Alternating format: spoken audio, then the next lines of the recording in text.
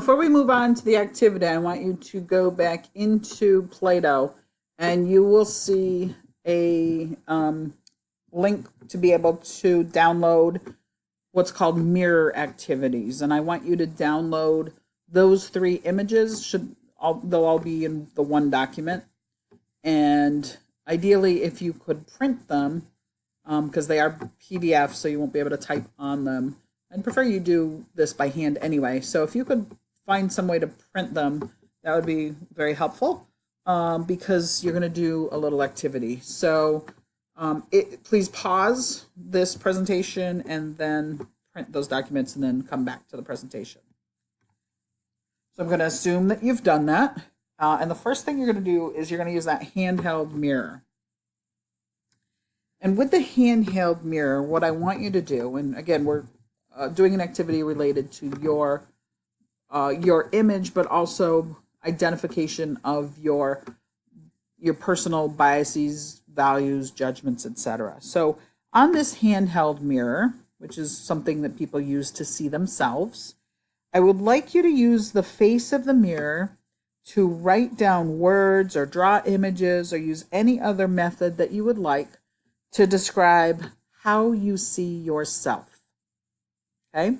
Words, pictures, whatever it is, write down or draw representations of how you see yourself. So you can pause because I'm going to move on, but I really want you to do this activity. And as you see, the next activity is a one-way glass. So on this one-way glass, I want you to write words, draw images, or use any other method you would like to depict how others see you. So how do you think others see you? Like a one-way glass, you can't see others, you can only be seen. So how do you think that you are being viewed by others? Okay, you can pause and do that. I'm going to move on.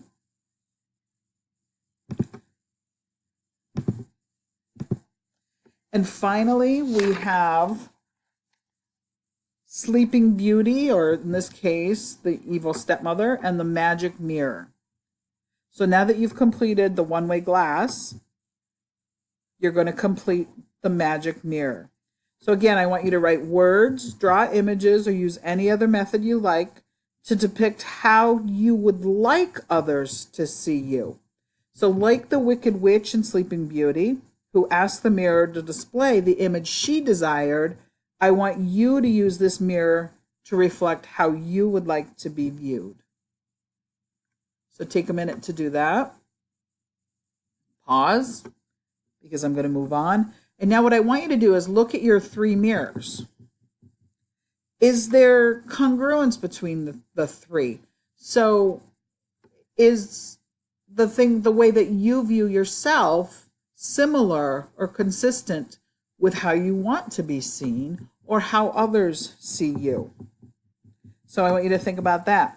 And if not, how might you create that mirror image? Okay. That's just a little activity to work on self-awareness. So we're going to move on to confidentiality. We have talked about this a little bit.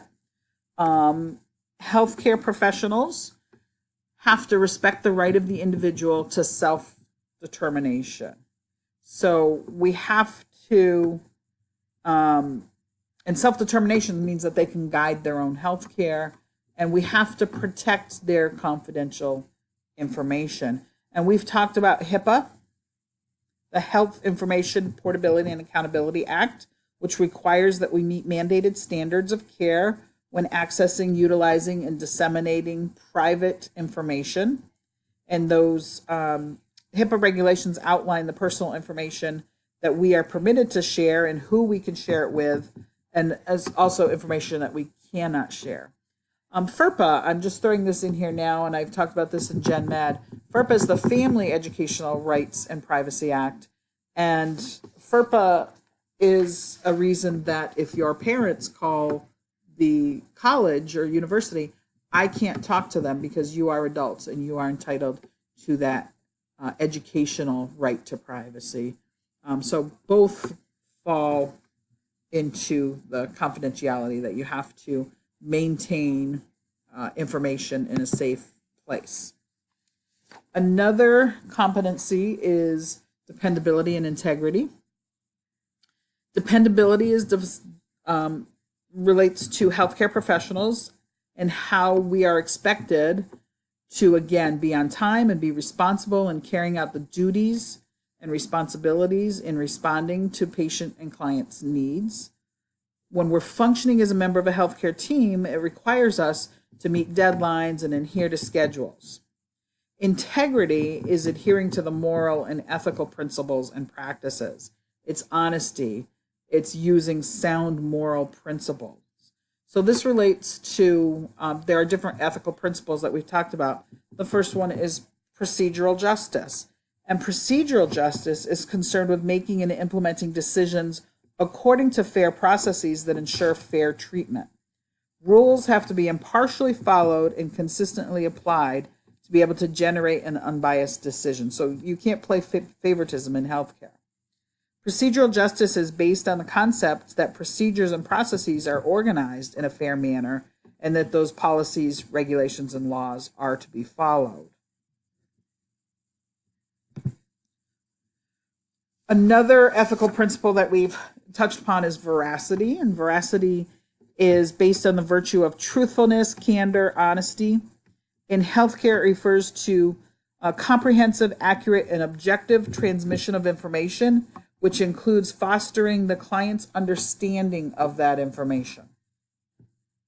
It's based on respect and the respect that we owe to others. So in communicating with others, healthcare personnel implicitly promise to speak truthfully and not deceive the listener.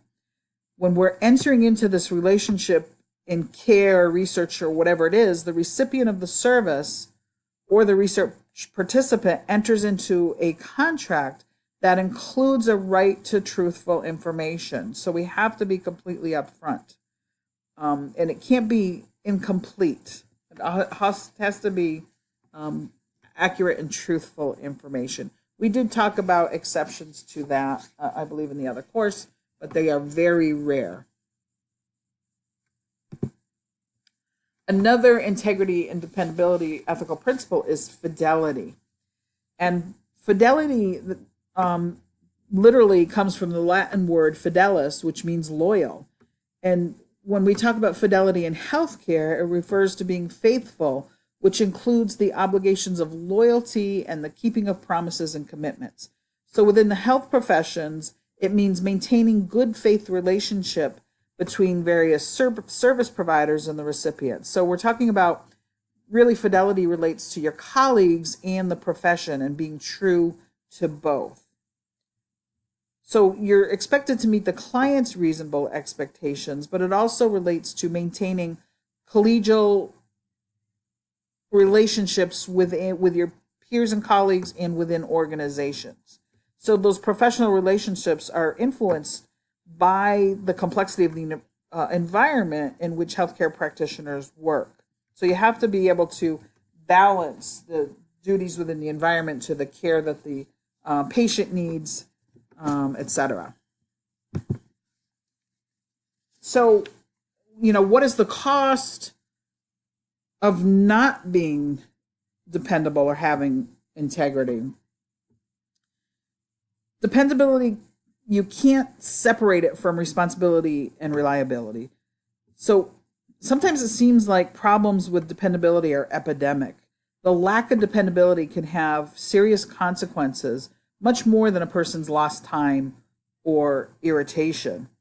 You hear stories all the time about someone had the wrong limb amputated, or a demolition crew knocks down the wrong house, or police show up at the wrong house and bust in.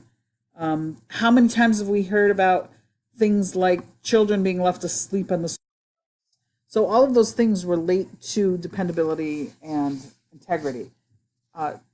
Dependability is trust. By doing no harm in the professional sense, one of the greatest goals for providers is to establish the trust in the relationship with our patients or our clients. Few things help an individual more than to place responsibility on him and let him know you trust him. Trust is hard. Trust is really hard to gain, but really easy to lose and nearly impossible to get back.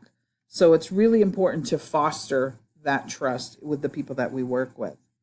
There's not an alternative to being dependable or reliable or responsible in establishing trust in our personal and professional relationships. There's nothing that can replace that. And the clients that we work with want a provider who can be counted on. We don't tell people what we want, what they want to hear, we think they want to hear. We tell them what is truthful. So that's going back. So dependability with our clients is important. To ensure that a client's compliance, they have to trust you. So if they're going to follow through with what it is that you recommend, they have to know that you have their best interest at heart. If they're going to follow those instructions, also you have to report it accurately. So when you have that increased trust, you have more open communication. They're more likely to carry out what you say. So what is the cost? If you don't act with dependability and integrity, you don't have those trusting relationships. There's a loss of income. There's a loss of job. There can be lawsuits because people don't appreciate or they interpret actions that you took maybe as malpractice or whatever it is. If they trust you, they will follow what it is that you say that they should do. So what are strategies that you can do to develop some of those skills now? If you want to increase your dependability, build extra time into your schedule. Don't cut things so close that you're going to be late. If you're habitually late by 20 minutes, add 20 minutes to your schedule.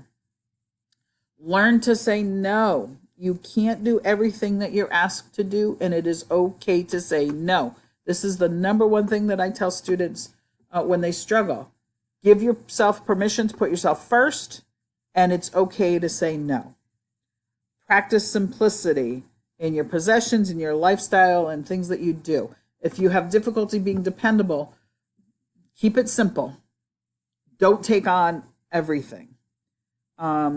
Work smarter, not harder. If you can, some of the things that we talked about in that initial meeting, if you can combine some of these assignments, to do, maybe spend a little bit less time researching something because you can use what you found for that previous assignment, or you can build upon it, do that. Also know your weaknesses.